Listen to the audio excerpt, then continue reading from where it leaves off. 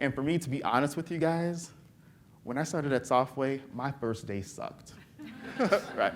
It was awful. So just to paint that picture for you, I showed up at 9 o'clock, and I walked through the entrance, and Mohammad rushes past, and he stops, and he sees me, he's like, "You start today. I forgot.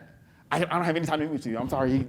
Just go talk to the HR manager, and they'll get you settled in." And I was like, "Oh, okay."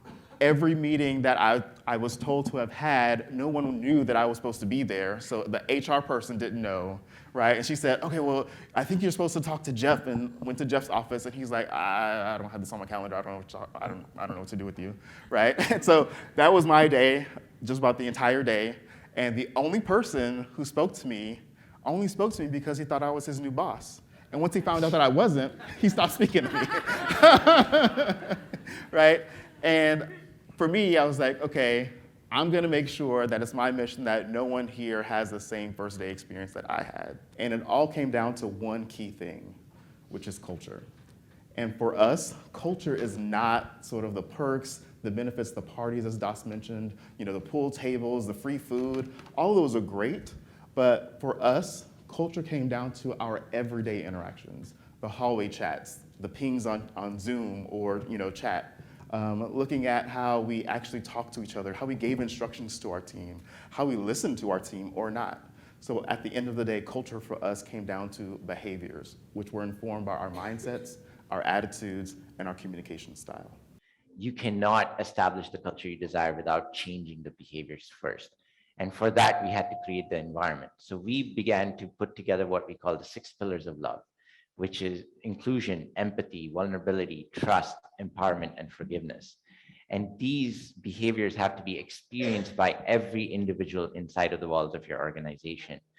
And these behaviors are not in any prioritized order. In fact, they're extremely interdependent on each other. They're like the 6 cylinders of a car engine. They have to fire at the right intensity, in perfect harmony, and to create maximum performance of the engine. Anything and everything we do today is to bring back humanity to the workplace. So we offer strengthening culture services with live events, digital tools, culture advising, but we also offer technology services for humanizing technology and communication services to make sure we're communicating to the last seat, last row from their lens. Simply put, we are just talking about putting people at the center of business decisions, where we are really doing things out of care for others, where we're thinking about the people impact when it comes to the decisions that we're making, and we're not just basing it off of spreadsheets or PowerPoints or Word files, et cetera.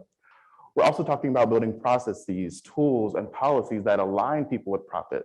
I went to business school. I was always taught that people were sort of a cost against profit.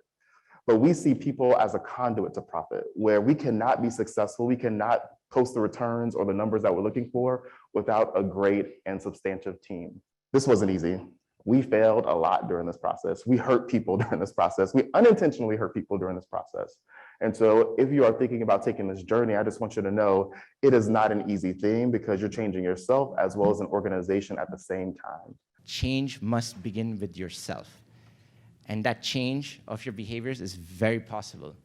We just got to make sure we build that self-awareness and commit to change. And you might be asking, why should I change? Why do I need to change? It's also because we want to work in a place where we feel like ourselves. We enjoy waking up every morning coming to work. We want to have fun while being productive.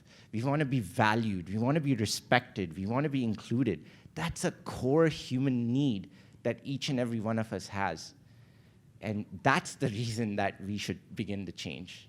And that's one hell of a reason for one to change your behaviors, so that we can be happy in what we do and at the same time contribute to the organizational goals and do it together and fight for a purpose that we're all passionate about.